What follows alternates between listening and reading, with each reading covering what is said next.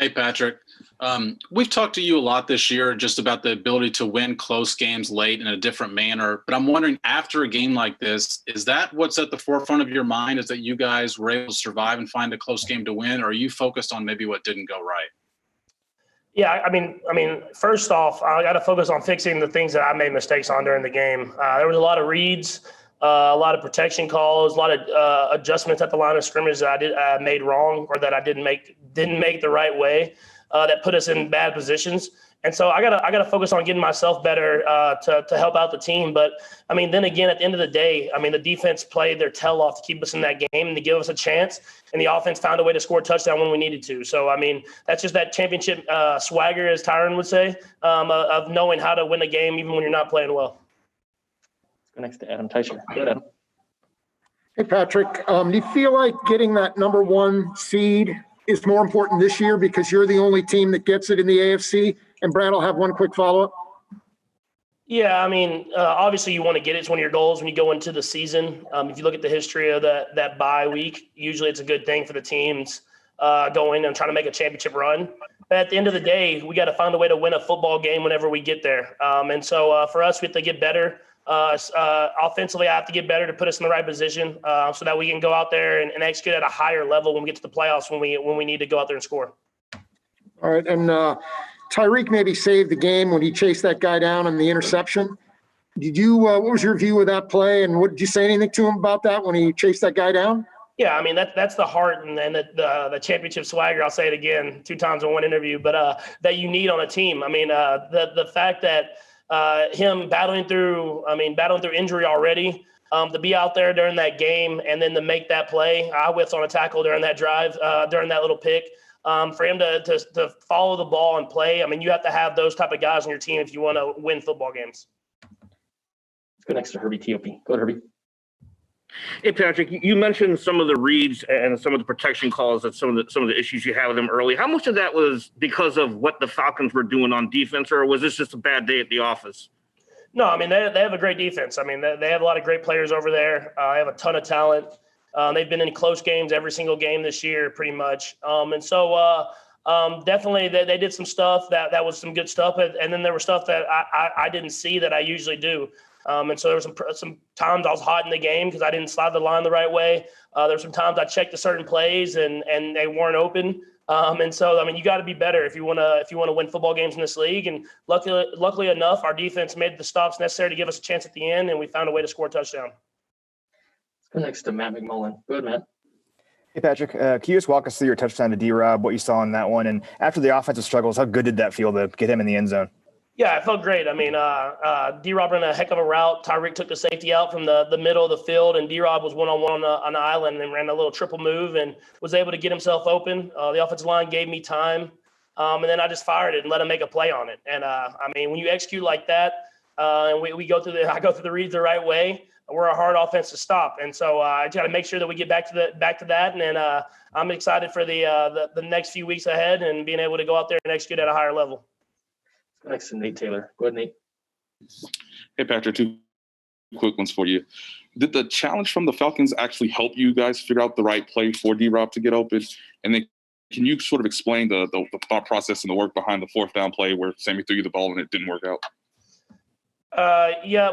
First, it was just building up all game. We weren't in that right situation to call that play. We had it up there, and Coach Reed saved it for the right moment. And Coach EB brought it in, and they called the right play at the right time and got the guy wide open. And so, just executing at a high level in the right moments can win you football games in this league, and we were able to do that. And then, can you ask your second one more time? Yeah, it's on the 4th and 1 early in the game.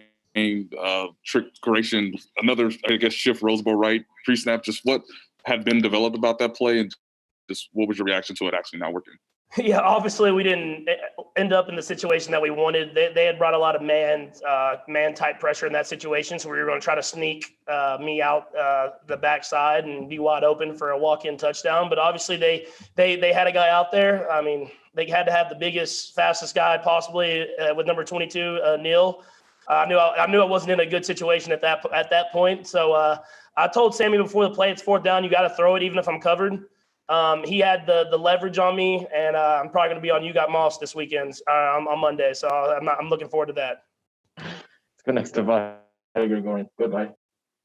Hey, Patrick. Brad, I'll have a quick follow-up too. Just with Travis, what can you just identify what are the qualities of his that make him so reliable for you, particularly in pressure situations? Yeah, I mean, I think it's a quality that we have on a lot of guys on this team, and it's that no matter how talented and how much success the guys have on this team, they just want to win, and they want to win for the guys next to them. And if you see a guy like Travis, I mean, he's a guy that, I mean, he's done it for a long time. He's been at the top of the game. He's been able to do TV shows and do all these different things. He's a well-known guy, but he works his tail off every single day, and he's practicing every single day, and he's making sure he's prepared for these moments.